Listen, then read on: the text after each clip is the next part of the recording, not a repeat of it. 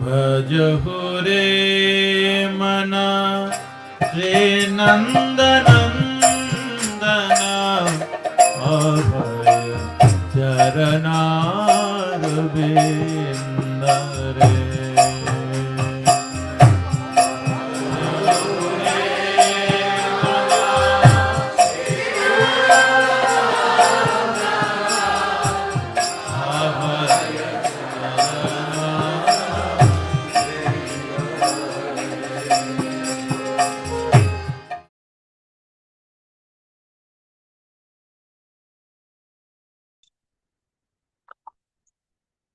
Bien, entonces el día de hoy damos inicio a un nuevo capítulo del Bhagavad Gita, nuestro estudio sistemático, eh, el capítulo 4 titulado El conocimiento trascendental.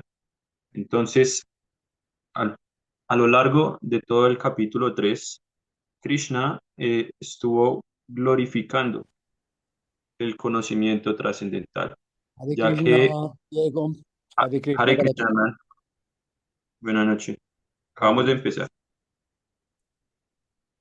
Entonces, como decía, a lo largo del capítulo 3, Krishna está glorificando el conocimiento trascendental, ya que es el que nos eleva de la plataforma de Sakama Karma, la obra con deseos de disfrutar el resultado de nuestra acción, al Nishkan Karma Yoga, la plataforma en donde estamos completamente desapegados. En pocas palabras, Krishna, a lo largo del capítulo 3 nos explica cómo elevarnos de la plataforma en la cual realizamos nuestro deber con apego a la plataforma de la acción desapegada. Entonces, ese conocimiento trascendental ha sido descrito por Krishna como aquel conocimiento que posee el poder para purificar nuestra conciencia de la pasión y de esa manera elevarla hacia la bondad. Entonces, en el verso final de ese capítulo 3, Krishna certificó que la fuerza para superar los deseos lujuriosos es la aplicación correcta de la inteligencia a través de este conocimiento trascendental. Entonces, luego de que Krishna glorifica o más bien describe los muchos beneficios del conocimiento trascendental, lo va a seguir glorificando a lo largo del capítulo 4. Por eso este capítulo se titula El conocimiento trascendental. Entonces, en este capítulo 4 vamos a encontrar puntos esenciales que nos permiten entender cuál es la aplicación práctica de ese conocimiento trascendental. Si bien en el capítulo 3, Krishna aconseja el conocimiento trascendental para desapegarnos de, de nuestra obra, actuar con desapego, en este capítulo 4 él va a explicar cómo aplicar dicho conocimiento trascendental. Entonces, este capítulo tiene una estructura peculiar. Ya ahorita voy a compartir algo acerca de ello, solo para añadir a la breve síntesis que estoy haciendo. En el capítulo 3 se discutió la forma en que la lujuria cubre el conocimiento y cómo la ignorancia nos mantiene condicionados en la existencia material. Entonces, a través de nuestros propios apegos. Así que Krishna recomienda la labor correcta, que es el desapego, la acción desapegada, Nishkan Karma, como el medio para obtener dicho conocimiento trascendental. A través de la obra con desapego o el Karma Yoga que explica Krishna a lo largo del Bhagavad Gita, cuando él habla de Karma Yoga, empezó hablando de Karma Kanda, luego como la purificación de nuestros deseos nos eleva hacia el Karma Yoga, pero ahí escuchamos acerca de las dos divisiones de Karma Yoga las nombré hace un momento, Sakama Karma Yoga, que es la acción con apego, y Nishkan Karma Yoga, la acción con desapego. Entonces, Krishna explica que el Karma Yoga al que él se refiere es específicamente el trabajo con desapego, al, al- a desapego al resultado de nuestra obra. Entonces, eh, el conocimiento trascendental solo es posible obtenerlo cuando estamos completamente desprovistos de cualquier deseo de disfrute de la acción que estemos ejecutando. Entonces, en los primeros dos versos del capítulo cuarto, Krishna va a describir cómo se recibe dicho conocimiento. Entonces, voy a compartir aquí las diapositivas para que le tomen pantallazo que guste. Un momento. Me olvidó eh, ok, bien. Entonces, aquí tenemos las secciones de este capítulo 4, lado el conocimiento trascendental o Jnana Yoga. Entonces, en los primeros 10 versos, Krishna va a describir el conocimiento trascendental acerca de sí mismo. De los textos 11 al 15, él va a explicar cómo se debe aplicar dicho conocimiento. Y de los textos 16 al 24, Krishna nuevamente va a hablar acerca de Karma Yoga, pero en este capítulo él nos va a explicar o nos va a permitir entender el karma desde la plataforma del Guiana, del conocimiento.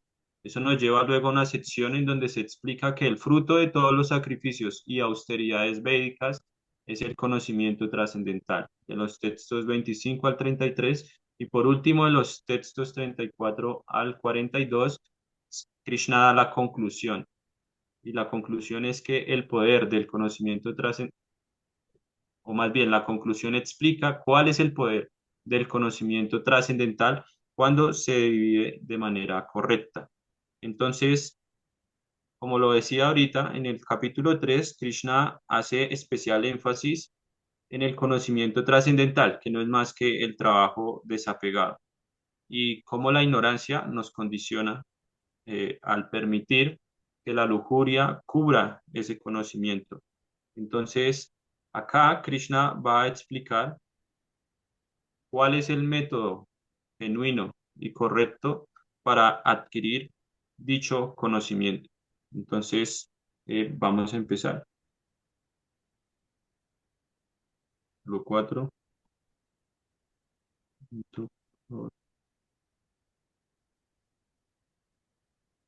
Bien. Shri Bhagavan Uvacha Imam Vivasvate Yogam Proktavan Ahan Avyayam Vivasvan Manave Praha Manur Ishvakave Bravi. Traducción. La personalidad de Dios, el Señor Sri Krishna dijo: yo le enseñé esta imperecedera ciencia del yoga a Visvasvan, el dios del sol, y Visvasvan se la enseñó a Manu, el padre de la humanidad, y Manu a su vez se la enseñó a Ishvaku. Significado. Aquí encontramos la historia del Bhagavad Gita a partir de una época remota en la que fue entregado a la orden real de todos los planetas, comenzando con el planeta Sol.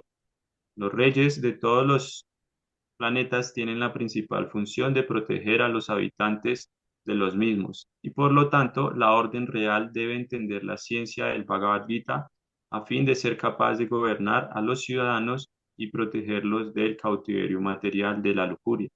La vida humana está hecha para el cultivo del conocimiento espiritual en una relación eterna con la suprema personalidad de Dios. Y los mandatarios de todos los estados y de todos los planetas están obligados a impartirles a los ciudadanos ese conocimiento por medio de la educación, la cultura y la devoción. En otras palabras, todos los jefes de estado tienen la función de propagar la ciencia del proceso de conciencia de Krishna, de modo que la gente pueda sacar provecho de esta gran ciencia y pueda seguir un sendero triunfante, haciendo uso de la oportunidad que brinda la forma de vida humana. En este milenio, el dios del sol es conocido como Visvasvan, el rey del sol, el cual es el origen de todos los planetas del sistema solar. En la Brahma Samhita se declara: Yakshashures, Yakshakshures Sabita Sakala Grahanam Raja Samasta Suramurtira Sheshate Jaha Yasyagya Brahmati Sambrita Kala Chakro Govindanadi Purushantam Naham Bhajami. El señor Brahma dijo, permítaseme adorar a la suprema personalidad de Dios Govinda, Krishna, quien es la persona original y bajo cuya orden el Sol, que es el rey de todos los planetas, adquiere inmenso poder y calor. El Sol representa el ojo del Señor y recorre su órbita obedeciendo la orden de él. El Sol es el rey de los planetas y el dios del Sol, actualmente de nombre Vishvasvam, rige el planeta Sol, el cual controla a todos los demás planetas mediante el suministro de calor y luz. El Sol gira bajo la orden de Krishna y en un principio el señor Krishna hizo que Vishvasvam fuera su primer discípulo en entender la ciencia del Bhagavad Gita. Por consiguiente, el Gita no es un tratado especulativo dirigido al insignificante erudito mundano, sino un libro modelo de conocimiento que desciende desde tiempo inmemorial. En el Mahabharata, Shanti Parva 348.51 y 52, encontramos la historia del Gita de la siguiente manera. Tetrayugado chatato, vivasvan manavedado, manushalo kabrityartam, sutayekshva kavedado, ishvakuna chakatito, vyapyalokanavashtitaha. Al comienzo del milenio, conocido como Treta Yuga, Vivasvan le entregó a Manu esta ciencia de la relación con el Supremo. Manu, el padre de la humanidad, se la dio a su hijo Maharaj Shishvaku, el rey de este planeta Tierra y antepasado de la dinastía Raghu, en la que apareció el señor Ramachandra. De modo que el Bhagavad Gita existía en la sociedad humana desde la época de Maharaj Ishvaku. Hasta los actuales momentos, apenas han transcurrido 5.000 años de Kali Yuga, la cual dura 432.000 años. La época anterior a esa fue la de Dwapara Yuga, 800.000 años, y la anterior a esta última fue la de Treta Yuga, 1.200.000 años. Así pues, hace unos 2.005.000 años, Manu le habló el Bhagavad Gita a su discípulo e hijo Maharaj Shishvaku, el rey de este planeta Tierra. La era del Manu actual se calcula que debe durar unos 305.300.000 años, de los cuales han pasado 120.400.000 años. Aceptando que antes del nacimiento de Manu, el Señor le habló del Gita a su discípulo Vivasvan, el dios del sol, un cálculo aproximado indica que el Gita se habló por lo menos hace 120.400.000 años y en la sociedad humana ha existido por 2 millones de años. El Señor lo habló de nuevo hace unos 5.000 años, esta vez a Arjuna. Este es un cálculo aproximado de los periodos que comprende la historia del Gita, según el propio Gita y según el orador, el Señor Sri Krishna. El Bhagavad Gita le fue hablado al dios del sol, Vivasvan, porque él también es un Kshatriya y porque es el padre de todos los Kshatriyas que son descendientes del dios del sol o los Kshatriyas Surya Vansha. Como el Bhagavad Gita es igual que los Vedas, ya que lo habló la suprema personalidad de Dios, el conocimiento que en él se expone es Apaurusheya, sobrehumano, puesto que las instrucciones védicas se aceptan tal como son, sin interpretación humana, al Gita debe aceptársele por ende sin una interpretación mundana. Puede que los pendencieros mundanos especulen acerca del Gita a su manera, pero eso no es el Bhagavad Gita tal como es. Por consiguiente, el Bhagavad Gita hay que aceptarlo tal como es, de manos de la sucesión discipular, y aquí se describe que el Señor se lo habló al Dios del Sol. El Dios del Sol se lo habló a su hijo Manu, y Manu se lo habló a su hijo Ishvaku. Bueno, entonces, para aquellos que no están tan familiarizados con, con estos nombres nuevos que estamos escuchando en este verso, en el significado, eh, básicamente, o Prabhupada lo que está tratando de hacer es establecer que este conocimiento del Bhagavad Gita no es un conocimiento material o mundano, sino que es eterno y ha existido desde el mismo comienzo de la historia. Entonces muchos se preguntarán, ¿cómo así que el Dios del Sol? Si hablamos de que Krishna es Dios, ¿cómo es posible que haya un Dios en el Sol? En el capítulo 3 se habló un poco, se tocó un poco acerca de los semidioses y hemos explicado que estos semidioses son diferentes administradores cósmicos que actúan bajo la jurisdicción de la Suprema Personalidad de Dios para que exista un orden en el mundo material. Entonces, Visvasvan es actualmente la deidad regente del planeta Sol. La ciencia moderna propone que en los diferentes planetas de este sistema solar no hay vida, pero el Bhagavad Gita, los Vedas, el conocimiento védico, establece que en cada planeta existen entidades vivientes.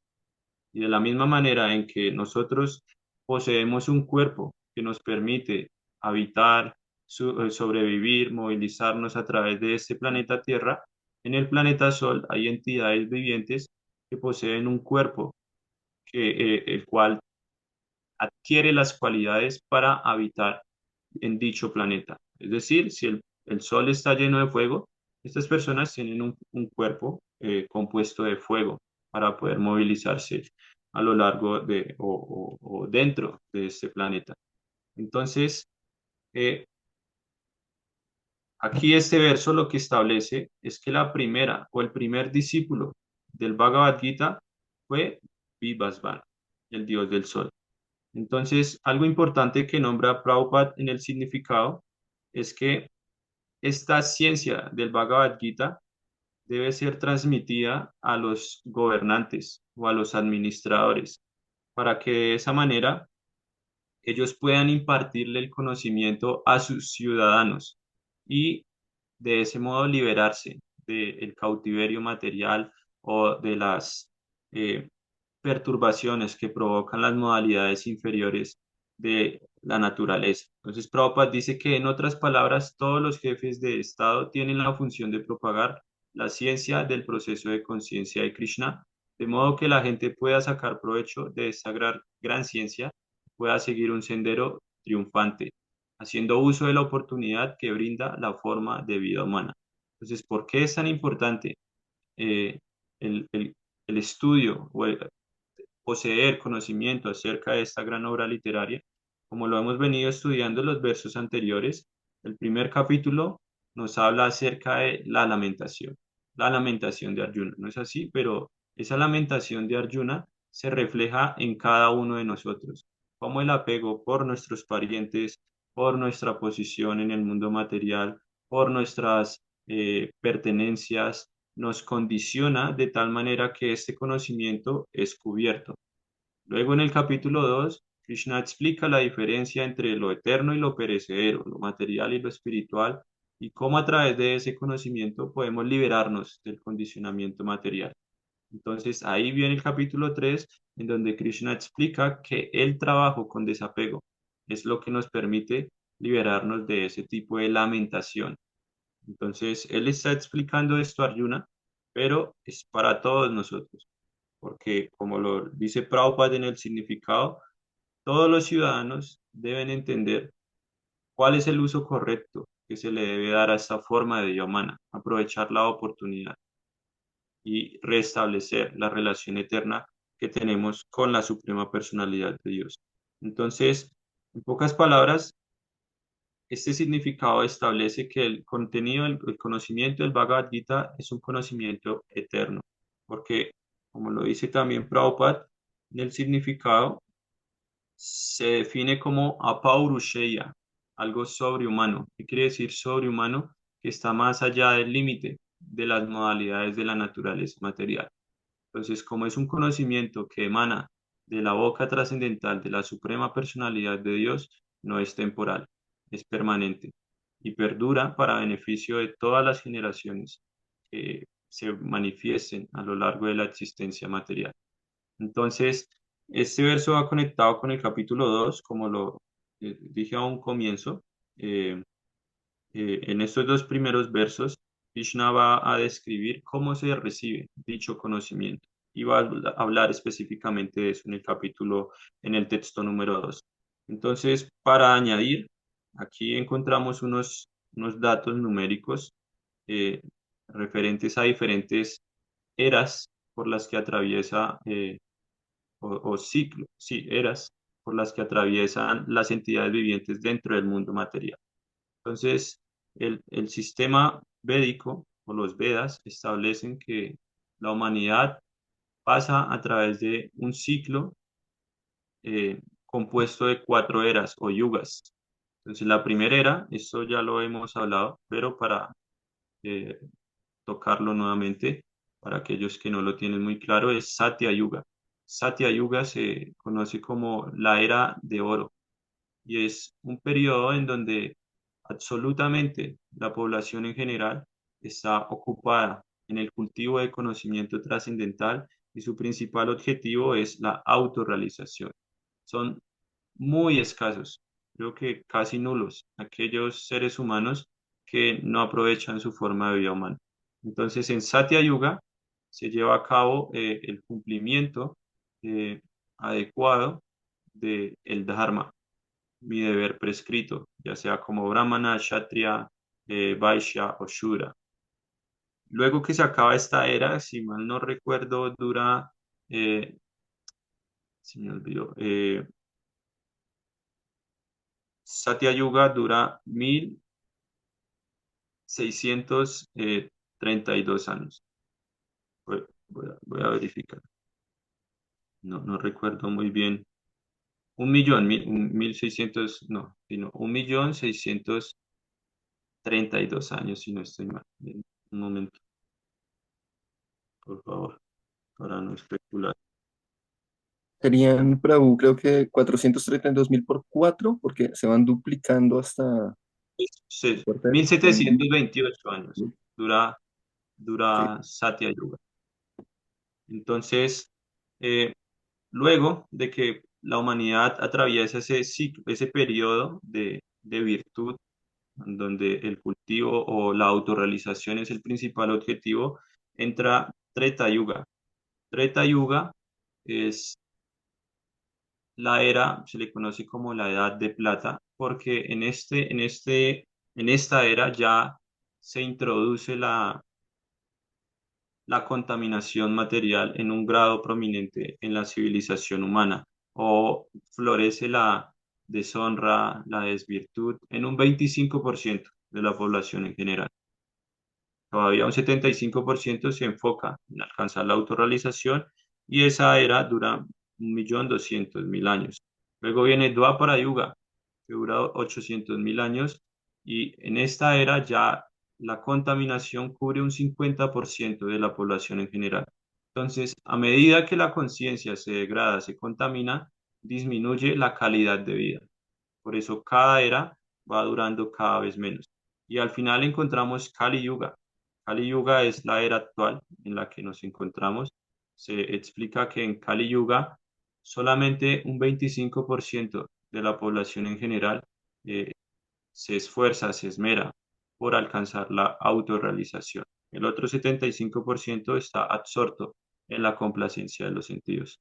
Así que aquellos que sienten atracción por entender el Bhagavad Gita son muy afortunados porque pertenecen a ese 25% de la humanidad que se enfoca o más bien aprovecha la oportunidad que ofrece esta forma de vida humana. La cuestión es que a medida que avanza Kali Yuga, ese 25% se va a ir reduciendo hasta el punto en que la degradación llega al auge y se explica en el Srimad Bhagavatam, si no estoy mal, en el canto número 12, hay ciertas descripciones de cómo va a ser la población al final de Kali Yuga. Entonces se dice que van a ser enanos, la calidad de vida va a ser eh, máximo de 25 o 30 años. El que viva 25 o 30 años ya va a ser un anciano, porque como la degradación ha avanzado tanto, la conciencia se degrada y con ello disminuye la calidad de vida o el periodo de vida de los seres humanos. Entonces, y eso lo vamos viendo, es algo verídico, como hace 100 años las personas quizás podían vivir 100 o más años, actualmente a duras penas están llegando a los 60. Hay personas de 70, 80 todavía, pero vemos cómo el promedio de vida va disminuyendo cada vez más con el paso del tiempo, porque la alimentación ya no es lo mismo, el aire ya no es el mismo, el agua ya no es la misma, todo se viene contaminando, degradando a medida que avanza Kali Yuga. Entonces, Prabhupada lo que está haciendo en el significado es a través de estos cálculos indicar aproximadamente hace cuánto se habló por primera vez, se habló por primera vez el Bhagavad Gita.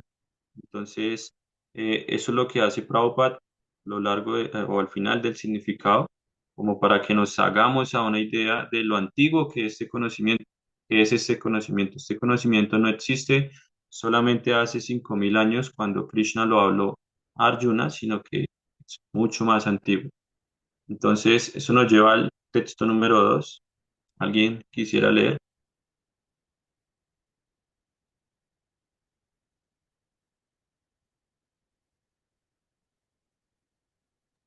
Yo, quieres leo. Bueno,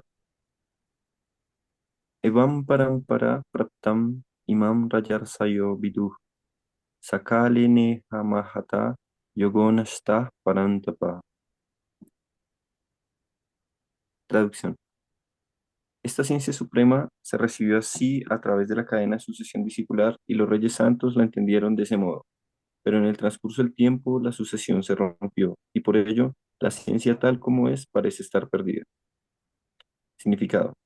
Se afirma claramente que el Gita estaba dirigido en especial a los reyes santos, porque ellos tenían que llevar a cabo el propósito del mismo al gobernar a los ciudadanos.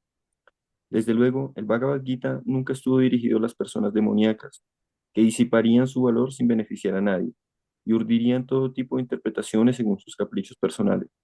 Tan pronto como el propósito original se dispersó a causa de las motivaciones de los comentaristas inescrupulosos, surgió la necesidad de restablecer la sucesión discipular. Hace 5.000 años, el propio Señor detectó que la sucesión discipular se había roto y, en consecuencia, declaró que el propósito del Gita parecía estar perdido. De la misma manera, en la actualidad también hay muchísimas ediciones del Gita, especialmente en inglés, pero prácticamente ninguna de ellas se ha presentado siguiendo a la sucesión discipular autorizada.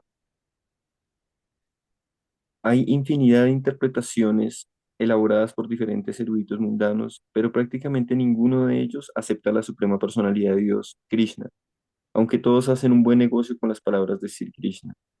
Ese espíritu es demoníaco, porque los demonios no creen en Dios, sino que simplemente disfrutan de la propiedad del Supremo, debido a que hay una gran necesidad de una traducción del Gita tal como se recibe en el sistema Parampara de sucesión discipular. Aquí se hace el intento de satisfacer esa gran necesidad. Si el Bhagavad Gita se acepta tal como es, constituye un gran don para la humanidad, pero si se toma como un tratado de especulaciones filosóficas, es simplemente una pérdida de tiempo. entonces aquí Krishna explica que este conocimiento eh, se transmite de, de él a través de una cadena de sucesión discipular o parámpara. Entonces, según la explicación que dio en el texto número 1, el parámpara del Bhagavad Gita inicia por Krishna, continúa por Vivasvan, luego lo recibe Manu y ahí lo recibe Ishvaku, quien era el gobernante del planeta Tierra en ese entonces. Entonces, el propósito, nuevamente, de que los administradores o los grandes reyes adquieran este conocimiento es para que sea transmitido a la población en general y de esa manera todos, sin importar cuál sea su ocupación, se dirijan hacia la meta máxima de la vida, que es ocuparnos en el servicio de la suprema personalidad de Dios. Entonces aquí es importante porque Krishna le está explicando a Arjuna por qué en esta ocasión él le está transmitiendo el conocimiento a él. Entonces, al final del verso, él dice que esta sucesión se rompió con el transcurso del tiempo. ¿Qué quiere decir?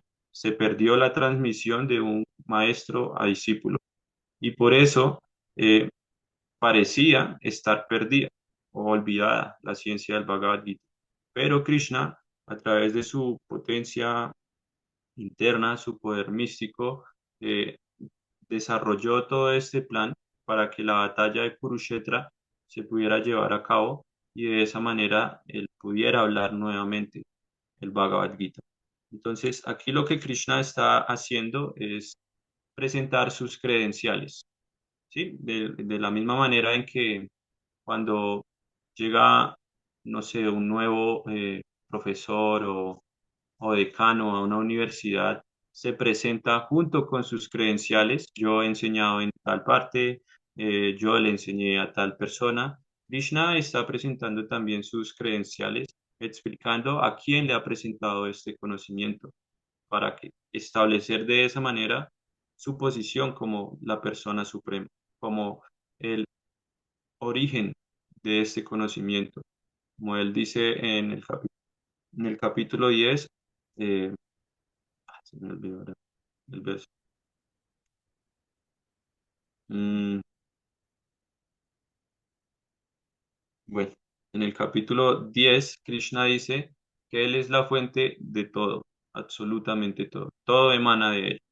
De la misma manera, todo el conocimiento, principalmente el conocimiento védico, emana de la suprema personalidad de Dios.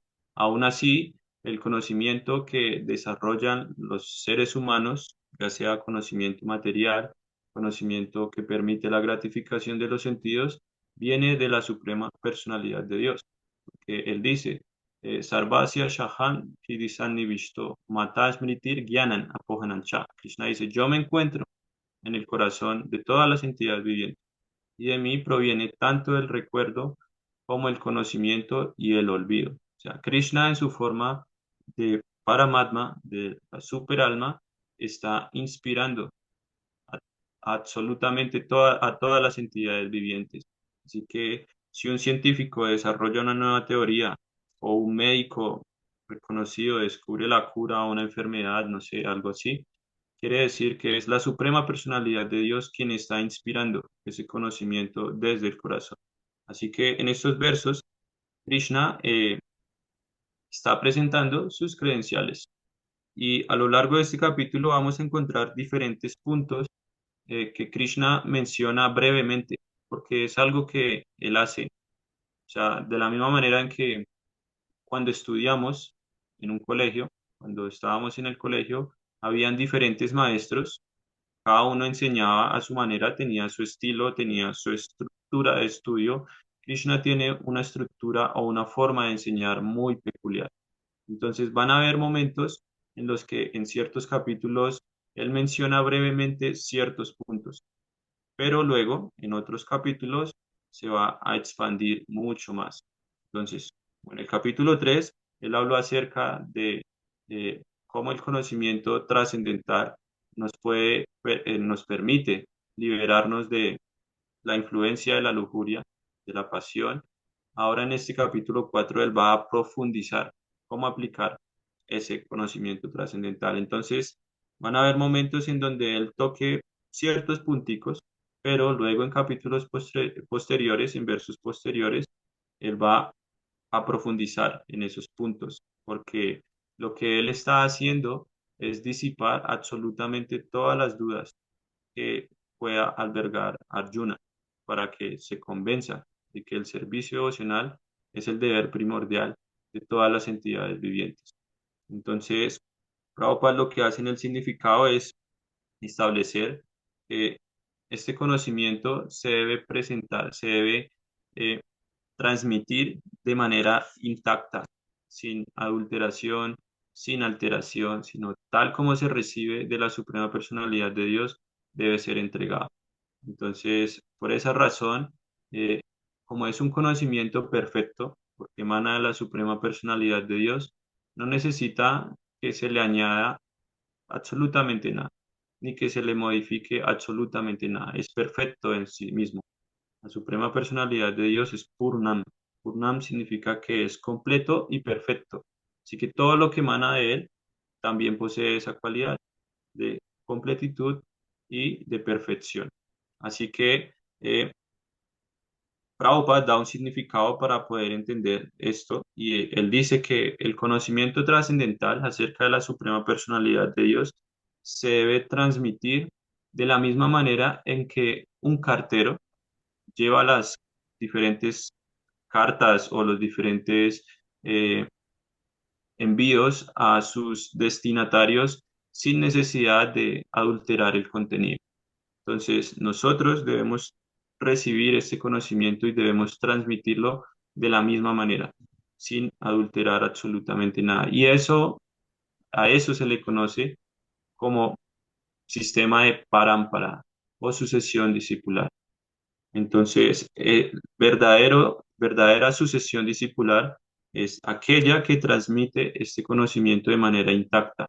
Por eso encontramos, no sé, pero hay cientos de versiones del Bhagavad Gita, pero ninguna es tan genuina como la de Srila Prabhupada, porque estas personas inescrupulosas no hacen parte de esta cadena de sucesión discipular. Y como Prabhupada es quien continúa esa cadena de sucesión discipular que inicia desde el mismo Krishna, tiene la autoridad para presentar el mensaje tal como es. Por eso él nombró a su Bhagavad Gita, su comentario al Bhagavad Gita tal como es, porque presenta lo que es, ni le quita ni le añade, sino que lo expone tal como fue presentado por la Suprema Personalidad de Dios. Entonces, eso nos lleva al siguiente verso, un verso muy importante. Sa evayan mayatedya yoga prokta puratanaha bhaktosi me sakasheti rahasyam hi etat uttaman. Traducción. Esta antiquísima ciencia de la relación con el Supremo te la expongo hoy a ti, porque tú eres mi devoto, así como también mi amigo, y puedes por ello entender el misterio trascendental de la misma. Significado. Existen dos clases de hombres, el devoto y el demonio. El Señor escogió a Arjuna como receptor de esta gran ciencia, porque Arjuna era un devoto del Señor. Pero al demonio no le es posible entender esta gran y misteriosa ciencia. Existen muchas ediciones de este gran libro de conocimiento. Algunas de ellas tienen comentarios escritos por los devotos y otras tienen comentarios escritos por los demonios. El comentario de los devotos es auténtico, mientras que el de los demonios es inútil. Arjuna acepta a Shri Krishna como la suprema personalidad de Dios, y cualquier comentario que se le haga al Gita siguiendo los pasos de Arjuna es verdadero servicio devocional que se le presta a la causa de esta gran ciencia.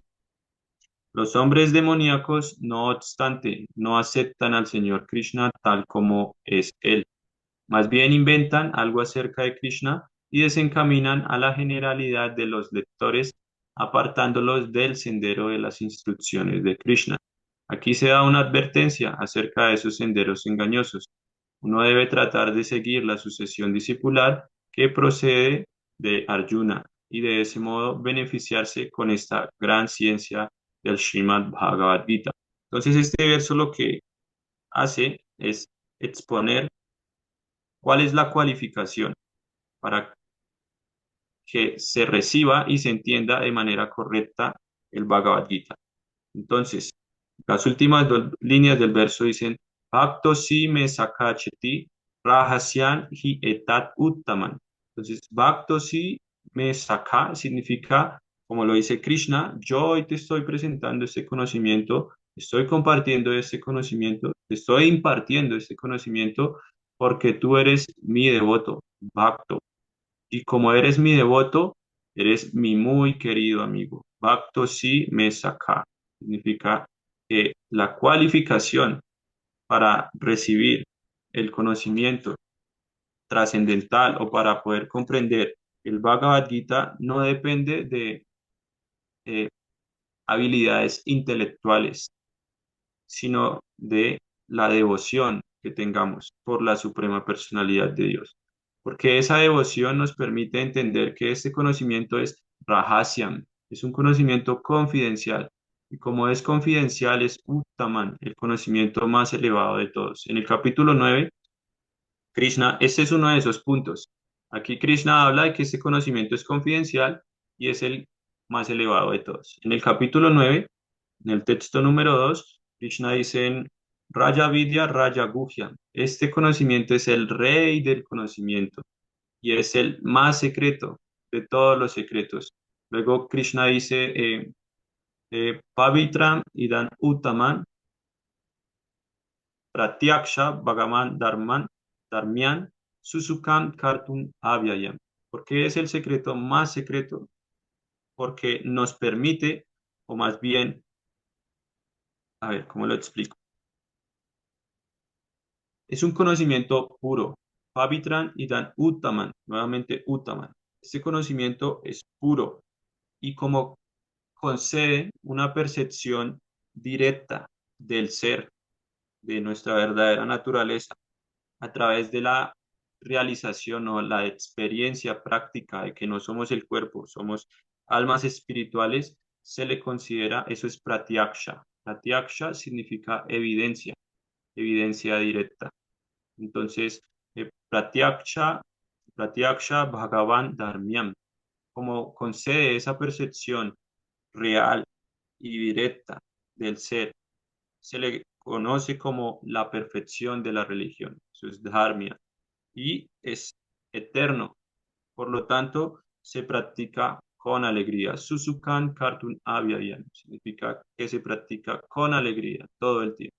Entonces, la cualificación para comprender este conocimiento confidencial y elevado es la devoción, es la humildad. Es muy importante porque, o más bien, antes que la humildad, es importante desarrollar una buena actitud, porque cuando tenemos, o más bien, cuando la actitud es la correcta, eso demuestra el nivel de realización que nosotros tenemos. Entonces, la realización en el proceso para la conciencia de Krishna es proporcional a la actitud con la que nosotros ejecutamos servicio devocional. Srila Rupa Goswami, o no, es Prabhupada, quien dice que el avance en el sendero de la conciencia de Krishna depende de la actitud del practicante. Entonces, es muy importante porque si yo demuestro una buena actitud, quiere decir que he desarrollado humildad. Humildad a devotos que son más avanzados que yo, humildad a mi maestro espiritual, humildad ante las instrucciones de la Suprema Personalidad de Dios. Entonces, la cualificación es la actitud. Esa actitud nos vuelve humildes y la humildad nos cualifica para practicar servicio devocional, que son cualidades que no poseen los demonios, que es lo que Prabhupada explica en el significado. Aún así, los demonios hacen comentarios al Bhagavad Gita, pero esos comentarios carecen de esencia, de impacto, porque no están bañados con el ungüento del amor puro por la suprema personalidad de Dios. No están cubiertos por el bhakti, por el servicio devocional, por la humildad hacia la suprema personalidad de Dios. Entonces, estas personas pintan a Krishna como un personaje histórico, un personaje ficticio, un mito, una leyenda, y esa es la razón por la cual aquellos que leen ese tipo de comentarios del Bhagavad Gita lo ven como un libro quizás de superación, de autoayuda, pero no lo entienden como la ciencia suprema, como el conocimiento más elevado. Entonces, es importante que recordemos esto, entender el Bhagavad Gita no depende de mi intelecto, no depende de mi fuerza, de mi opulencia, de mi renunciación en el mundo material, de mi belleza, sino de mi actitud, la humildad que me permita ser devoto de la suprema personalidad de Dios. Entonces, de la misma manera en que todos estamos acá compartiendo en este espacio con ánimos de entender un poco mejor el contenido del Bhagavad Gita, eso demuestra buena actitud. Aquí nadie viene con una actitud desafiante, como a tratar de, no sé, poner en tela de juicio lo que yo trato de explicar o refutar lo que yo estoy diciendo. No, hay una buena actitud en el grupo en general.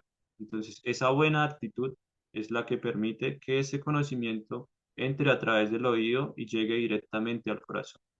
Y de esa manera podamos realizarlo. Entonces, por eso, absolutamente todos deberían estudiar el Bhagavad Gita tal como es de Srila Prabhupada, porque de eso depende el beneficio máximo para la generalidad de la gente en Kali Yuga. Así que eso nos lleva al texto número 4. Arjuna Vacha Aparam Bhavato Janma Paran Janma Vivasvataha Kathan Etad Vijaniyam Vanado Proktavaniti. Traducción. Arjuna dijo, Visvasvan, el dios del sol, nació antes que tú, por lo cual él es mayor que tú, por lo cual es mayor que tú. ¿Cómo puedo entender que en el principio tú le hayas dado esta ciencia a él? Significado. Arjuna es un reconocido devoto del Señor, así que, ¿cómo no iba a creer en las palabras de Krishna? Lo cierto es que Arjuna no está preguntando en beneficio propio, sino por el bien de aquellos que no creen en la suprema personalidad de Dios, o los demonios, a quienes no les gusta la idea de que a Krishna se le acepte como la suprema personalidad de Dios. Es solo para ellos que Arjuna pregunta acerca de este punto, como si él mismo no estuviera consciente de la posición de la personalidad de Dios o Krishna. Como se hará patente en el capítulo 10, Arjuna sabía bien que Krishna es la suprema personalidad de Dios, el manantial de todo y la última palabra en trascendencia. Claro que Krishna también apareció en esta tierra como hijo de Devaki. A un hombre ordinario le resulta muy difícil entender cómo Krishna siguió siendo la misma suprema personalidad de Dios, la persona eterna original, la persona eterna original. Por consiguiente, para aclarar ese punto, Arjuna le hizo la pregunta a Krishna de manera que él mismo pudiera hablar con autoridad. Que Krishna es la autoridad suprema, lo acepta el mundo entero, no solo en la actualidad, sino desde tiempo inmemorial. Y únicamente los demonios lo rechazan. De todos modos, puesto que Krishna es la autoridad aceptada por todos, Arjuna le hizo a él esa pregunta para que Krishna pudiera describirse a sí mismo sin que lo explicaran los demonios, que siempre tratan de deformarlo de una manera en que ellos y sus seguidores puedan entender. Es necesario que todo el mundo, por su propio bien, conozca la ciencia de Krishna. Por eso, cuando el propio Krishna habla de sí mismo, es auspicioso para todos los mundos. Puede que a los demonios les resulten extrañas las explicaciones que el propio Krishna da, porque ellos siempre estudian a Krishna desde su propio punto de vista. Pero aquellos que son devotos les dan, aquellos que son devotos les dan una cálida bienvenida a las declaraciones de Krishna, cuando ésta las habla el propio Krishna. Los devotos siempre adorarán esas autoritativas declaraciones de Krishna, porque siempre están ansiosos de saber muchísimo más acerca de él. Los ateos, quienes consideran a Krishna un hombre ordinario, pueden de esa manera llegar a saber que Krishna es sobrehumano, es Sakshit Ananda Vigraha, la forma eterna de la bienaventuranza y el conocimiento, que es trascendental y que se halla por encima del dominio de las modalidades de la naturaleza material y por encima de la influencia del espacio y el tiempo. Un devoto de Krishna, tal como Arjuna, está indudablemente por encima de cualquier malentendido en relación con la posición trascendental de Krishna. Que Arjuna le hiciera esta pregunta al Señor es simplemente un intento que el devoto hace de desafiar la actitud atea de personas que toman a Krishna por un ser humano ordinario, sujeto a las modalidades de la naturaleza material.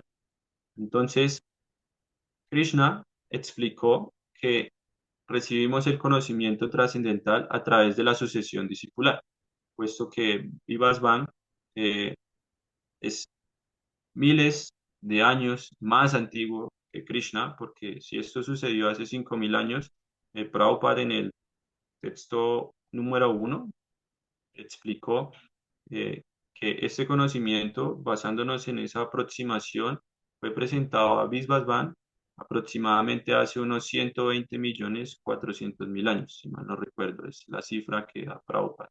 Entonces Arjuna aparentemente se encuentra confundido. ¿Cómo es posible? Si Si tú por mucho, creo que Krishna tenía como unos 90 años cuando estaba sucediendo la batalla de Kurukshetra, ¿cómo es que le transmitiste este mismo conocimiento a Vishvasvan, que es miles o millones de años más antiguo que tú? Entonces, eh, como lo explica muy bien Prabhupada en el significado, esta pregunta está hecha para el beneficio de nosotros, de los demás, y se formula para que Krishna tenga la oportunidad, más bien esta pregunta le brinda a Krishna la oportunidad de hablar directamente acerca de sí mismo. Entonces, por eso esta sección de los 10 primeros versos hablan acerca del conocimiento trascendental acerca de Krishna. Krishna va a hacer una breve descripción de él como trascendental, como aquel que está más allá de la jurisdicción de las modalidades de la naturaleza material, con ánimos de derrumbar, o más bien erradicar cualquier comentario ateo que se le pueda realizar al Bhagavad Gita, o donde se eh, inferiorice la posición suprema de Krishna como la suprema personalidad de Dios. Entonces, pareciera que fueran declaraciones fanáticas, ¿no? Como solo Dios es Krishna, nuestro Krishna, y ustedes creen en un Dios que no es nuestro Krishna, pero no. El Bhagavad Gita nos permite entender que la suprema personalidad de Dios, el único del cual emana tanto el mundo espiritual como el mundo material, es uno, pero como es ilimitado, posee ilimitadas potencias que son inconcebibles para nuestros sentidos imperfectos. Por lo tanto, recibe ilimitados nombres. Y en cada uno de esos nombres el Señor ha inyectado, o más bien ha llenado estos nombres o embestido estos nombres con su potencia trascendental. Entonces, cuando hablamos de Krishna como la suprema personalidad de Dios, no estamos hablando del Dios de los Hare Krishna o el Dios de los Vaishnavas o uno de los dioses de la India, sino que estamos hablando del único Dios que eh, mantiene a todas las entidades vivientes. Eh, Eko Bahunan Yovidadati Kamam, Nityo Nityanam, Chetanas Chetananam. Eko, uno, uno solo, mantiene a ilimitadas entidades vivientes. Y ese uno eterno es aquel que provee todo lo necesario para que las demás entidades vivientes eternas subsistan, ya sea en el mundo material o en el mundo espiritual. Así que Krishna no es nuestro Dios, es el Dios de todos, pero la ciencia del Bhagavad Gita nos permite tener la comprensión correcta, la comprensión adecuada de Dios como una persona con la que podemos tener un relacionamiento íntimo, ya sea como sirviente, amigo, como padre o como amante. Por eso el Bhagavad Gita es el conocimiento más elevado. Lo que se trata en el Bhagavad Gita es lo más elevado porque enseña cómo restablecer esa relación eterna que tenemos con el Señor Supremo. Así que si Krishna o si Arjuna formula esta pregunta, es para que nosotros nos beneficiemos con el conocimiento correcto acerca de la suprema personalidad de Dios. Que no queden dudas por ahí, como ¿será que Dios tiene dos manos, dos piernas, igual que yo? ¿Será que Dios también come? ¿Será que Dios va al baño? Que se disipen absolutamente todas estas dudas. Y lo más importante, la función del Bhagavad Gita es llevarnos a la comprensión de que Krishna no fue, no es y no será un hombre ordinario como nosotros, que padece del ciclo de nacimiento, la muerte, la vejez y las enfermedades. Krishna es trascendental. Absolutamente todas estas calamidades o perturbaciones que ofrece el mundo material. Entonces, eso nos lleva al texto número 5. Krishna responde, Shri Bhagavan Uvacha Bahuni me vyatitani janmani tavacharyuna tanyaham veda sarvani natvan veda parantapa. Significado. La personalidad de Dios dijo, tanto tú como yo hemos pasado por muchísimos nacimientos. Yo los puedo recordar todos, pero tú no. Oh subyugador del enemigo. Significado. En la Brahma Samhita se encuentra la información de que hay muchísimas encarnaciones del Señor. Allí se dice, Advaitan, Advaitan Achyutan Anantarupam Adyam Purana Purushanna Vayauvanancha Vedeshu Durlavana Durlavanatma Bhakto Govindan Hadi Purusham Tamaham Bhajami. Yo adoro a Krishna, yo adoro a Govinda, Krishna, la suprema personalidad de Dios, quien es la persona original, absoluta, infalible y sin comienzo. Aunque Él se expande en una cantidad ilimitada de formas, aún así es la misma persona original, el más antiguo y la persona que siempre se ve como un joven lozano. Esas eternas, bienaventuradas y omniscientes formas del Señor, por lo general no las entienden ni los mejores eruditos védicos, pero siempre se le manifiestan a los devotos puros. También se afirma en la Brahma Samhita 5.39, Ramadi Marti Shukalani Yamena Tishtam Nanavatara Nakarot Bhuvanesha Kintu Krishna Swayam Samabhavat Paramapumanyo Govindana Purusham Tamaham Bhajami. Yo adoro a Govinda, Krishna, la suprema personalidad de Dios, quien siempre se encuentra en diversas encarnaciones, tales como Rama o Nrisimha, así como también en muchas encarnaciones secundarias, pero quien es la personalidad de Dios original, conocido como Krishna, y a quien además se encarna personalmente. También en los Vedas se dice que el Señor, aunque es aquel que no tiene igual, se manifiesta en infinidad de formas. Él es como la piedra Vaiduria, que cambia de color y aún así sigue siendo la misma. Todas esas múltiples formas las entienden los devotos puros, pero no se pueden entender mediante un simple estudio de los Vedas. Vedeshu Durlavan Adurlavan Atma Bhakto. Devotos tales como Arjuna son compañeros constantes del Señor y cuando encarnan para poder servir al Señor de diferentes maneras, Arjuna es uno de esos devotos. Y de este verso se deduce que unos millones de años atrás, cuando el Señor Krishna le habló el Bhagavad Gita al Dios del Sol, Vivasvan, Arjuna también estaba presente, haciendo otro papel. Pero la diferencia que hay entre el Señor y Arjuna es que el Señor recordaba el incidente, mientras que Arjuna no lo recordaba. Esa es la diferencia que hay entre la entidad viviente, parte integral, y el Señor Supremo. Aunque a Arjuna se le trata aquí como el poderoso héroe que podía subyugar a los enemigos, no obstante es incapaz de recordar lo que había ocurrido en sus diversos nacimientos pasados. De modo que una entidad viviente, por grande que pueda ser desde el punto de vista material, nunca puede ser igual al Señor Supremo. Cualquiera que sea un compañero constante del Señor es sin duda una persona liberada, pero no puede ser igual al Señor. En la Brahma Samhita se describe al Señor como infalible, achyuta, lo cual significa que Él nunca se olvida de sí, a pesar de estar en contacto con lo material. Luego el Señor y la entidad viviente nunca pueden ser iguales en todos los aspectos, ni siquiera si la entidad viviente está tan liberada como Arjuna. Aunque Arjuna es un devoto del Señor, a veces olvida la naturaleza del Señor, pero por la gracia divina, un devoto puede entender al instante la condición infalible del Señor, mientras que un no devoto o un demonio no puede entender esa naturaleza trascendental. Así pues, estas descripciones del Gita no las pueden entender los cerebros demoníacos.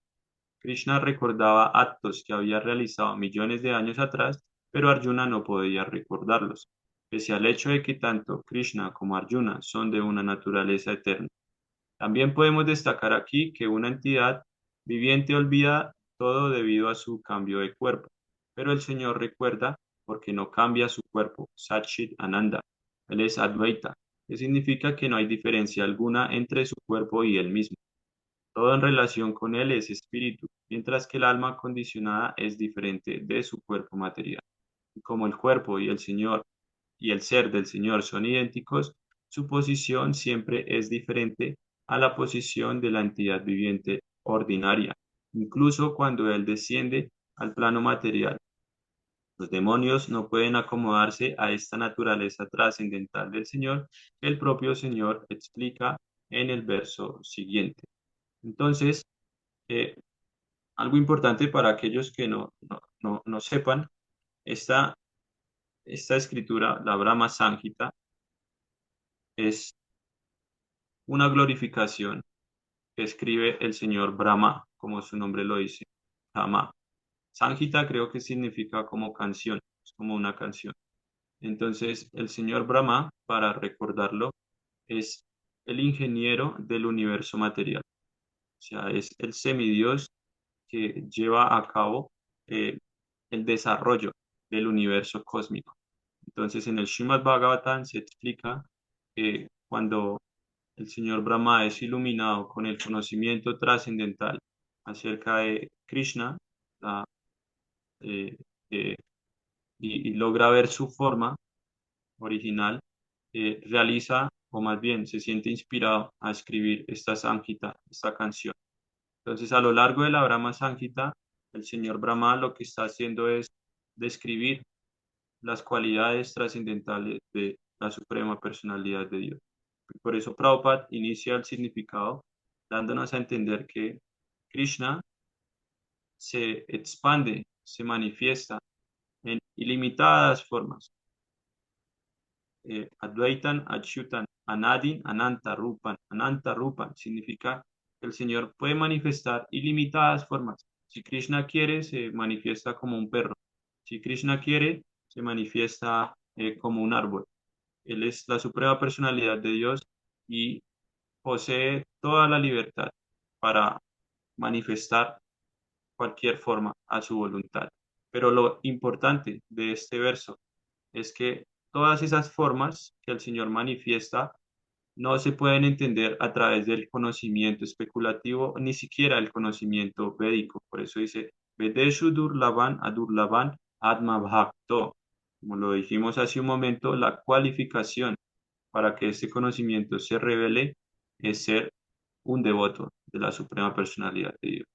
Si no se es devoto de la Suprema Personalidad de Dios, simplemente vamos a especular, porque el devoto acepta el conocimiento tal como está siendo presentado y entregado. Atma Bhakto significa que si nosotros queremos entender esa posición absoluta, infalible y eterna de la Suprema Personalidad de Dios, solo lo vamos a lograr a través del servicio devocional.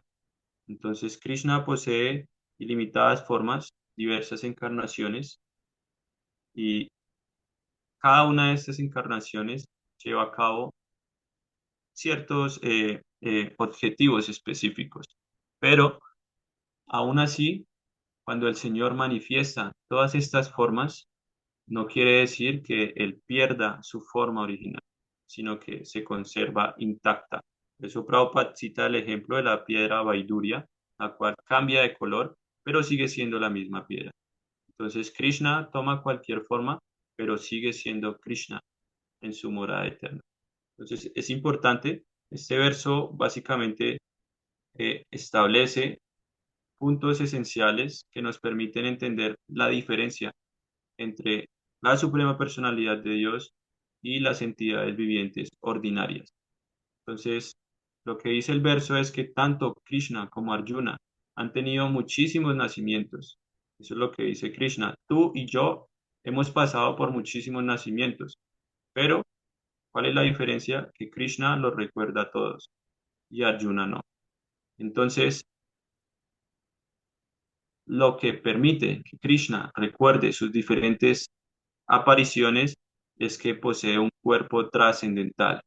El cuerpo de Krishna es completamente espiritual, diferente al de cualquier entidad viviente o jiva, quienes adquirimos un cuerpo burdo, un cuerpo material. Entonces, nosotros estamos atrapados en este ciclo de nacimientos y muertes. La jiva está condicionada en el ciclo de nacimiento y muerte. Por lo tanto, conforme a su karma, ella adquiere, y su deseo, ella adquiere un tipo de cuerpo específico. Pero Krishna nunca cambia de cuerpo. El cuerpo de Krishna siempre es trascendental y no depende ni de karma, ni de tiempo, ni de las leyes de las modalidades de la naturaleza material, ni leyes de la naturaleza, sino que su forma es Satchit Ananda Vigraha.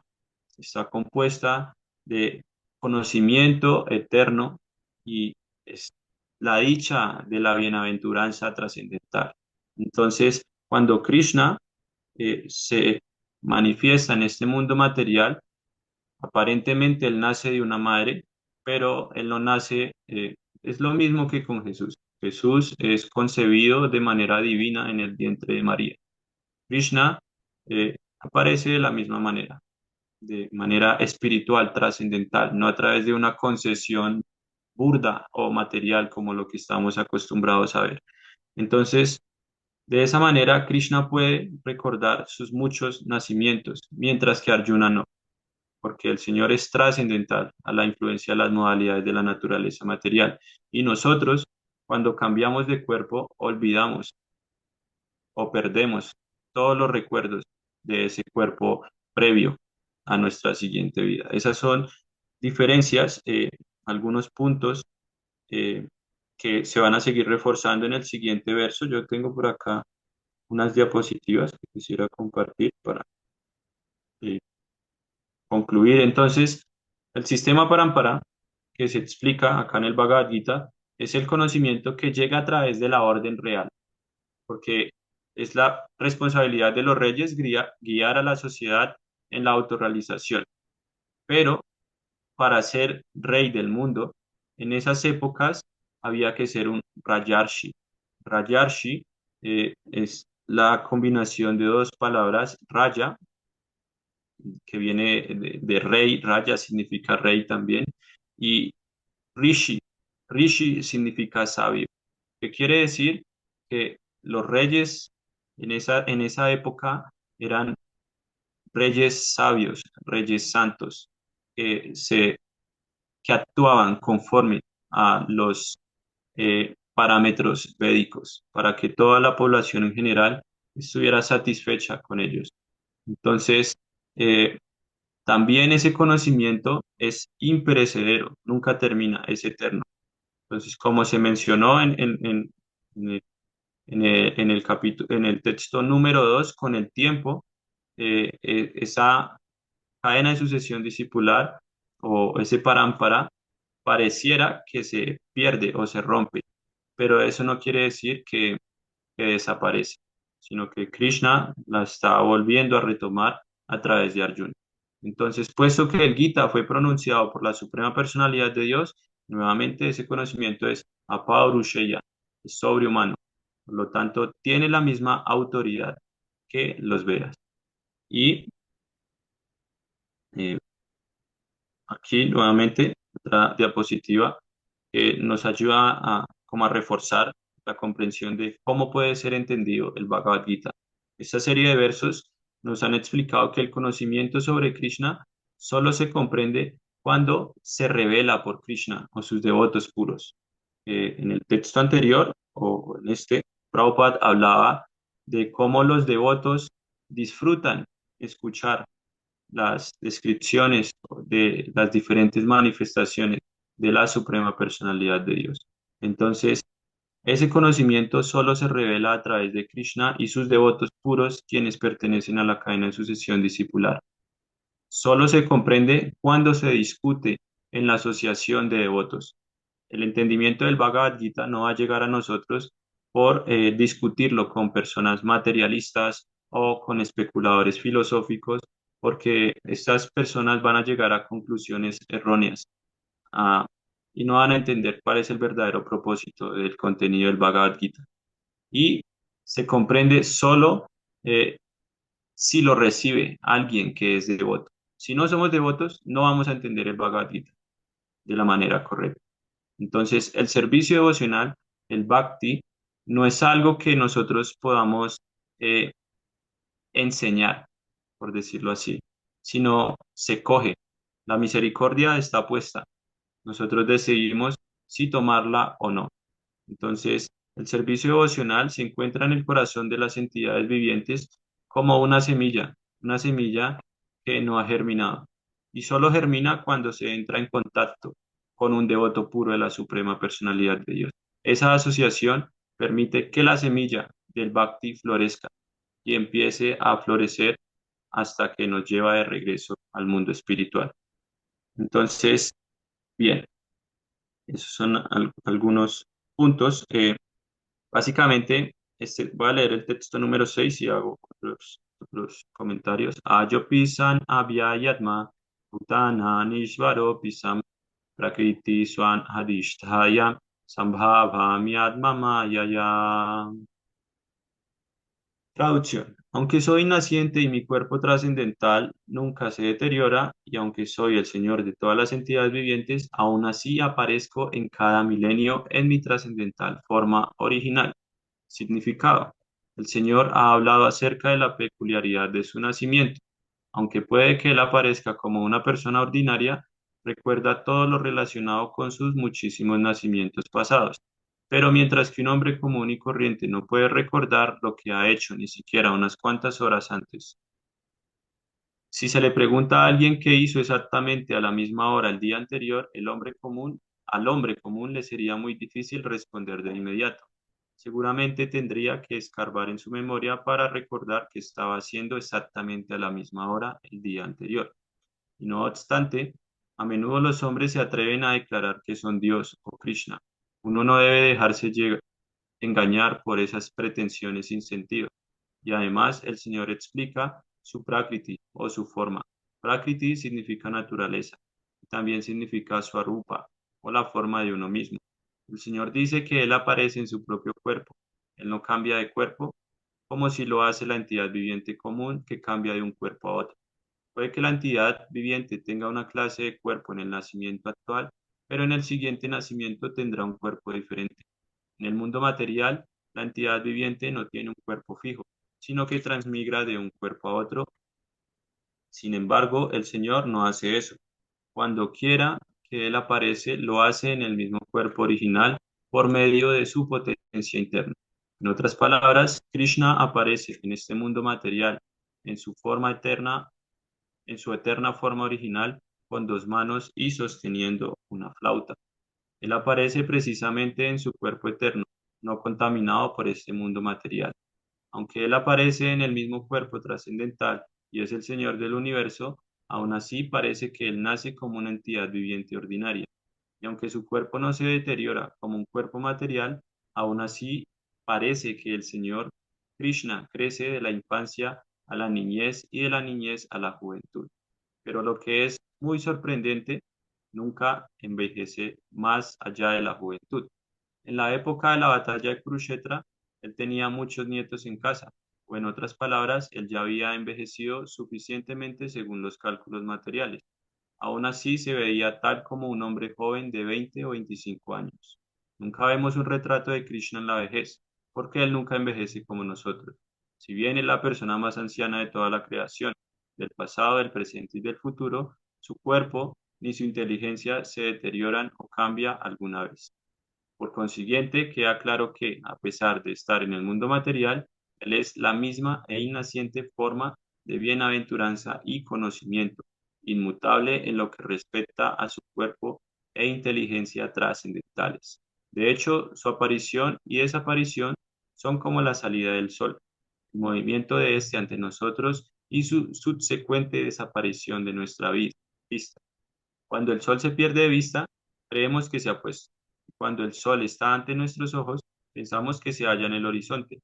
En realidad, el sol siempre está en su posición fija, pero debido a nuestros sentidos insuficientes y defectuosos, hablamos de que el sol aparece y desaparece en el cielo. Y como su aparición y desaparición son completamente distintas de las de cualquier entidad viviente común y corriente, es obvio que Él es conocimiento eterno y bienaventurado, mientras mediante su potencia interna y que nunca lo contamina la naturaleza material. Los Vedas también confirman que la suprema personalidad de Dios es innaciente y que sin embargo parece nacer en múltiples manifestaciones. Las escrituras védicas complementarias también confirman que, aunque el Señor parece nacer, aún así no cambia de cuerpo. En el Bhagavatam, él aparece en forma de Narayana ante su madre, con 4 manos y los adornos de 6 clases de opulencias plenas. Su aparición en su eterna forma original constituye su misericordia sin causa, que se les otorga a las entidades vivientes de modo que puedan concentrarse en el Señor Supremo, tal como es Él, y no en invenciones mentales o imaginaciones, que es lo que el impersonalista cree equivocadamente que son las formas del Señor. Según el diccionario Vishvakosha, la palabra Maya o Atma Maya se refiere a la misericordia sin causa del Señor. El Señor está consciente de todas sus apariciones y desapariciones anteriores, pero una entidad viviente común, en cuanto tiene otro cuerpo, olvida todo lo referente a su cuerpo pasado. Él es el Señor de todas las entidades vivientes, porque mientras se encuentra en esta tierra, realiza actividades maravillosas y sobrehumanas. Así pues, el Señor siempre es la misma verdad absoluta y no presenta diferencia alguna entre su forma y su ser o entre su calidad y su cuerpo. Ahora pudiera surgir la pregunta de por qué el Señor aparece y desaparece en este mundo. Ello se explica en el siguiente verso. Entonces, Krishna emplea el término Atma Maya para explicar su aparición. Entonces, Atma Maya significa por mi energía interna. Quiere decir esto que a través de su potencia interna, su potencia espiritual, Krishna aparece y desaparece una y otra vez, constantemente en el mundo material. Entonces, el nacimiento de Krishna eh, es extraordinario porque él no aparece por obligación ni está sujeto a las leyes de la naturaleza material, a las modalidades de la naturaleza material, sino que el Señor desciende por voluntad propia, que es lo que se va a explicar en el siguiente verso, en el 7 y en el 8, porque Él aparece y desaparece una y otra vez. Entonces, ese Atma Maya también significa que Krishna desciende a este mundo por su misericordia sin causa. O sea, el hecho de que Krishna aparezca en el mundo material es síntoma o es una demostración de su ilimitada misericordia para con las entidades vivientes condicionadas. Por lo tanto, el Señor realiza diferentes pasatiempos trascendentales eh, con el ánimo de atraer a las almas condicionadas a escuchar esas descripciones trascendentales y que de esa manera recuerden no su nacimiento pasado, no sus nacimientos a lo largo de la existencia material, sino que recuerden su naturaleza eterna, la naturaleza trascendental que compartimos junto con la suprema personalidad de Dios.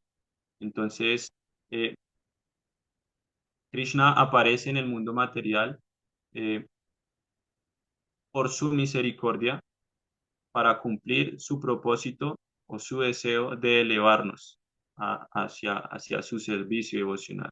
Entonces, Prabhupada da el ejemplo del sol, que de la misma manera en que el sol existe antes de ser visible en la tierra y nuevamente, eh, perdón, Krishna existe eh, al igual que el sol, antes de que éste sea visible en la tierra. Entonces, Krishna se manifiesta a sí mismo para nuestra visión, de modo que de una manera programada, o sea, no es algo de inercia, sino el Señor tiene control sobre sus apariciones y lo hace para que nosotros nos iluminemos. De la misma manera en que el sol aparece para disipar la oscuridad, Krishna aparece para disipar la oscuridad que nace de la ignorancia por el apego a la gratificación de los sentidos. Entonces, cuando Prabhupada se esmera tanto en profundizar en un significado, es porque esos versos son de principal relevancia y él toma diferentes puntos para afianzarse en una sola idea, de tal manera que no haya forma de que entre un comentario impersonalista o ateo. Entonces, para derrotar la teoría mayavadi o impersonal de que Krishna está en contacto con las modalidades de la naturaleza, eh, Prabhupada describe la naturaleza trascendental de Krishna. Dice, Krishna aparece en este mundo material en su forma eterna original, con dos manos sosteniendo una flauta, dice Prabhupada. Y él aparece exactamente en su cuerpo eterno, que no se ve contaminado por el mundo material. Entonces, Prabhupada, en ese glorioso significado, lo que hace es ayudarnos a entender quién es Krishna, por qué es la persona suprema, cuál es la diferencia entre Krishna como el Señor Supremo y nosotros como entidades vivientes, sus partes integrales.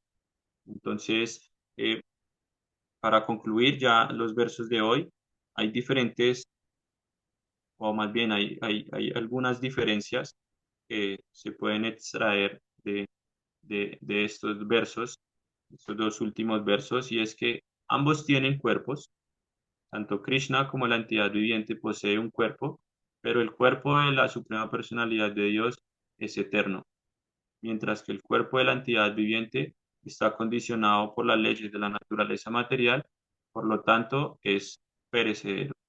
También ambos son eternos, ¿sí? Porque compartimos esa naturaleza eterna con la Suprema Personalidad de Dios, pero nosotros no podemos recordar nuestros diferentes nacimientos.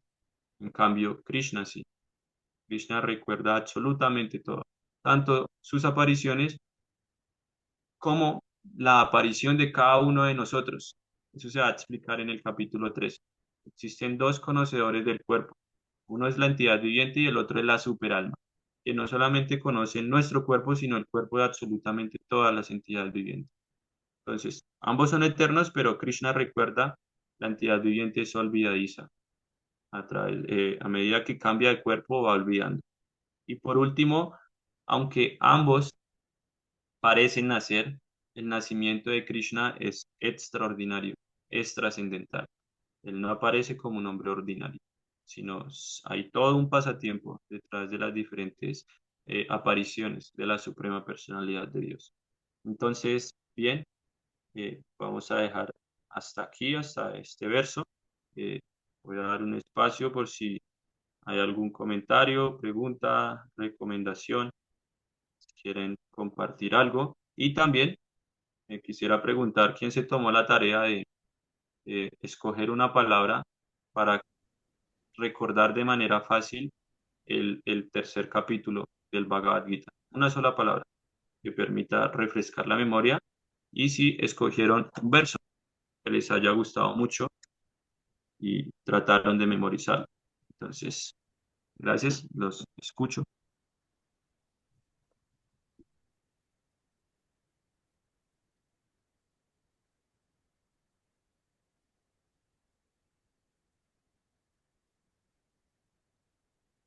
Si no escogieron la palabra, yo sí la escogí. ¿Para qué? Bueno, yo algunas, pero bueno, prefiero escucharte, Diego, porque es que en la parte pues ya de las pronunciaciones y todo, pero algunas cosas había adaptado como el raga, la aceptación, el duecha, rechazo, el char azucala, el char azúcar, en fin, varias cosas estuve viendo.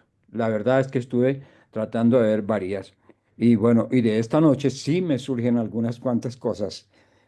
Y bueno, yo sé que el tiempo es muy breve, pero tú vas con lo del capítulo de los versos anteriores de la reunión anterior, adelante y ya después te comento. Bueno, no importa. Las dudas que tengas, las puedo responder. Entonces, ¿alguien recuerda, o Hernán, recuerdas la palabra que escogimos para el primer capítulo? ¿Tan atentos estamos?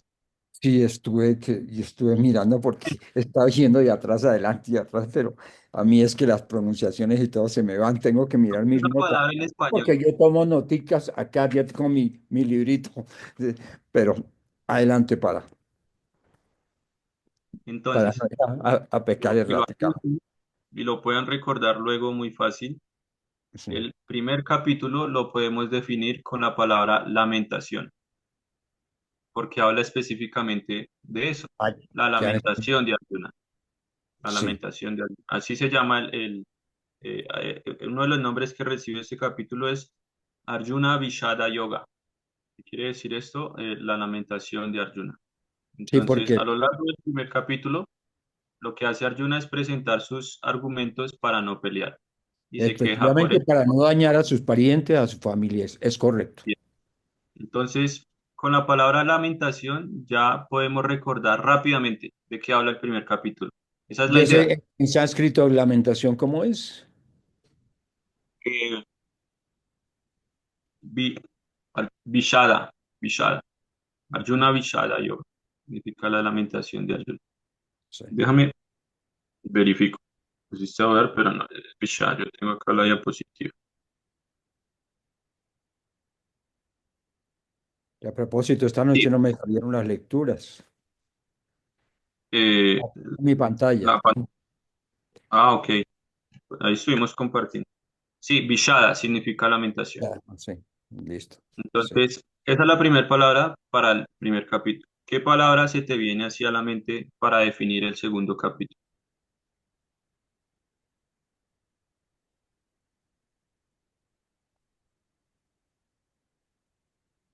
Bueno, porque es que la situación sigue desarrollándose allí y él sigue con su parte interna y externa en no querer Ahí combatir, está, en no ahí querer está. combatir.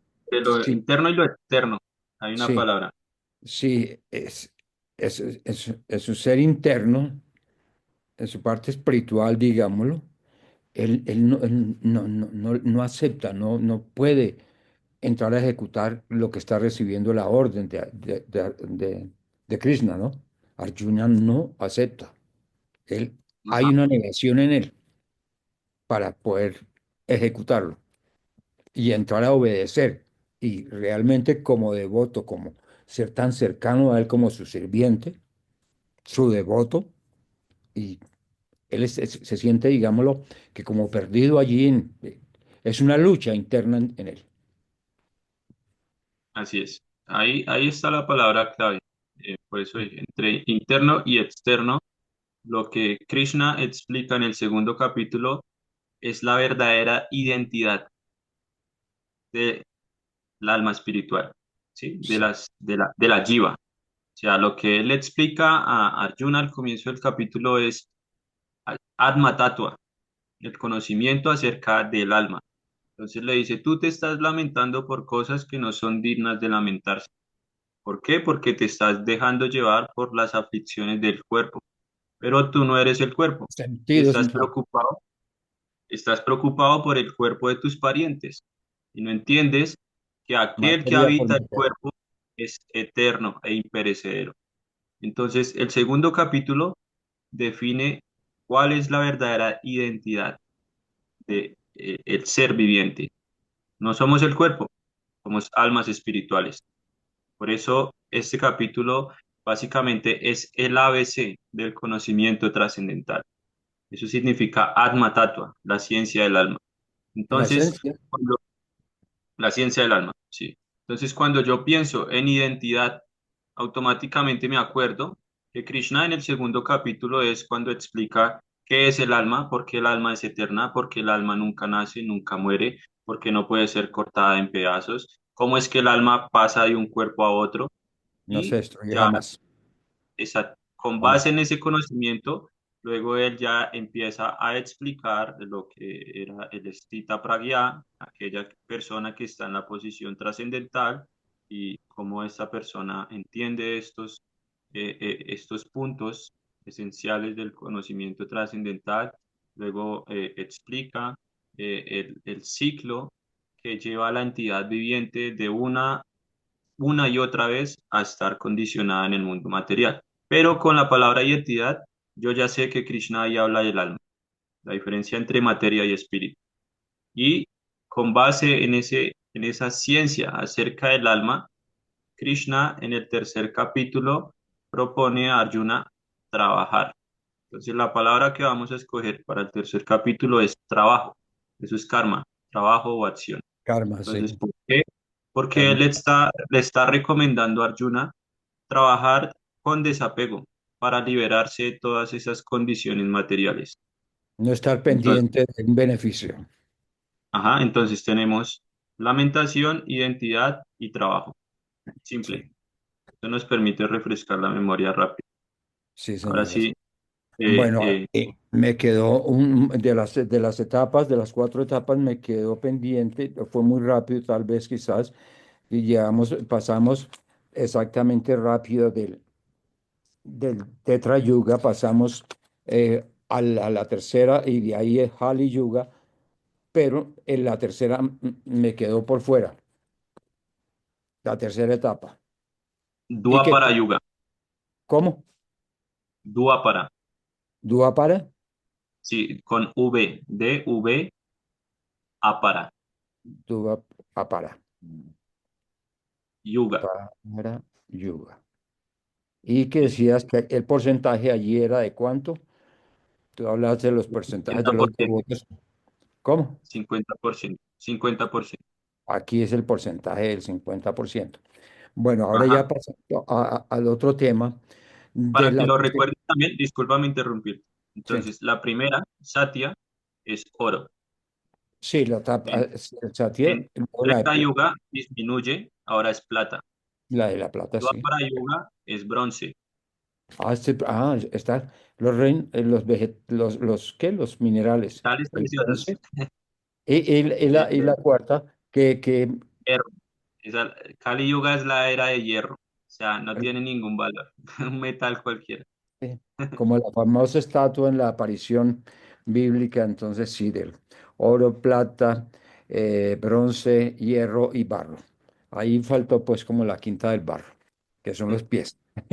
Bueno, aquí en esta parte tan trascendental de las diferentes reencarnaciones de Krishna, por ser el ser supremo y eterno, él siempre tiene en su memoria todo lo vivido. Y el ser viviente solamente quizás hasta lo último. Y eso en seres muy privilegiados. La última, la anterior, porque se han recibido testimonios de niños y adultos que de pronto dicen o confirman acordarse. Pero de ahí para atrás, nada, absolutamente nada. Pero esa trascendencia, esa reencarnación de Krishna a través de los milenios, de los años, me sorprende, Diego, esta noche, lo que explicabas, lo que predicabas, que Él hace unas reencarnaciones en los reinos de la naturaleza, como son el mundo mineral, el mundo vegetal y el mundo animal, que Él puede trascender de arriba hacia abajo, en cualquiera sin perder su esencia. Entonces me asombra porque, de acuerdo a lo que has venido predicando de hace tiempo, es que el ser humano desciende a uno de estos reinos dependiendo de su comportamiento de vida anterior hacia una siguiente vida. De acuerdo a su actuar, puede llegar a reencarnar nuevamente como en un retroceso. Pero aquí tú hablas, obviamente, es la personalidad, los pasatiempos de Krishna, que son milenarios, eternos, y tiene todo el conocimiento, no, porque en él hay es sabiduría y puede hacer de arriba hacia abajo, de abajo hacia arriba. Entonces, eso me llamó poderosamente la atención. Sí, en el Bhagavatam, para Sí, complementarte un poquito, en el Bhagavatam hay descripciones de las principales encarnaciones de Krishna. Sus principales son algunas. Entonces ahí se describe cómo él aparece como un pez, como una tortuga, como un jabalí, eh, otra así, una de sus formas es mitad león, mitad hombre. Entonces, como la naturaleza material actúa bajo el control de Krishna, él puede transformarla en espiritual. O sea, cuando Krishna toma una forma en el mundo material, no es una forma ordinaria como la nuestra, sino que él espiritualiza los elementos materiales para que él pueda aparecer, los vuelve trascendentales y así él toma su forma. De la misma manera, cuando vuelvas al templo, si quieres acercarte al altar, en el altar, hay unos escaloncitos abajo de donde están las deidades, vas a ver unas piedritas, unas piedras negras. Estas piedras son deidades automanifiestas, o sea, son Krishna mismo, pero es una piedra. También la planta con la que se hacen nuestros collarcitos, la kanti, es Perdón, tulsi, ¿en qué material es ese collar? tulsi, tulasi, es una planta sagrada. Ah, ¿eso es una Es planta? madera. Sí, es Pensé que madera era de algo bambú. metálico. No, no, no es madera. Ah, es Tulsi, madera, pero se ve muy eh, dorado. así, Sí, yo pensé que era oro. no. Tulsi es la manifestación de la potencia interna de Krishna, de su devoto. Tulsi Maharani es una devota de Krishna que aparece en la forma de esa planta. Es Krishna mismo que aparece en la forma de esa planta. Entonces, a medida que uno va avanzando en la conciencia de Krishna, va entendiendo cómo Krishna utiliza la energía material a su voluntad, que es algo que no podemos hacer Mira nosotros. algo tan espectacular de lo que me estás diciendo, porque hay unas concepciones generales, sin decir que es este grupo, el otro, este creo, el otro, que Dios es una manifestación en todo, absolutamente en el universo, en cuanto existe y aún en cuanto a lo que no vemos que no existe. Entonces, mire cómo todo se cierra, se concreta y llegamos a una misma verdad. Ujú. Para mí eso es maravilloso. Así es. ¿Ves, Diego? Ajá. Son mis discurrir en mi mente.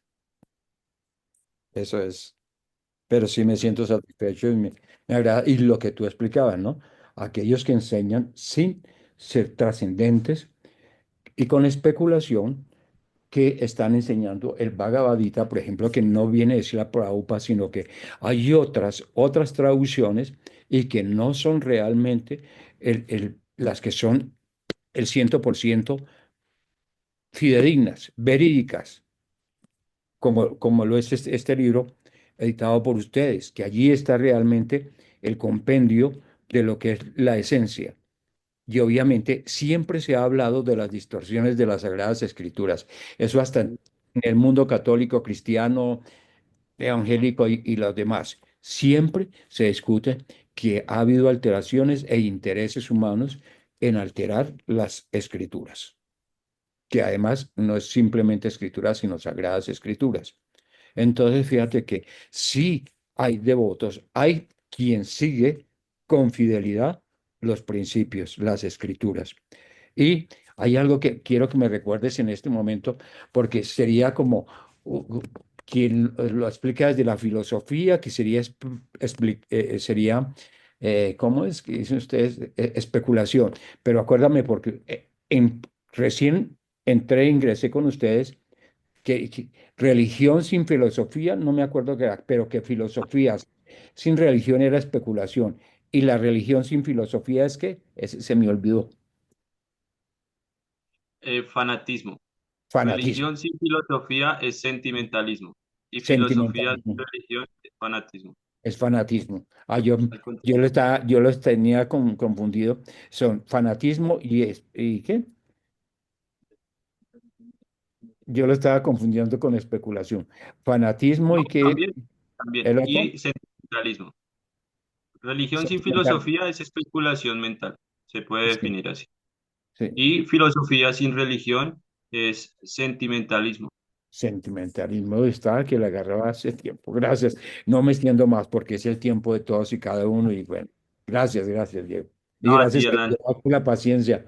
Hare Gracias. Krishna. Feliz noche Hare para Krishna. todos.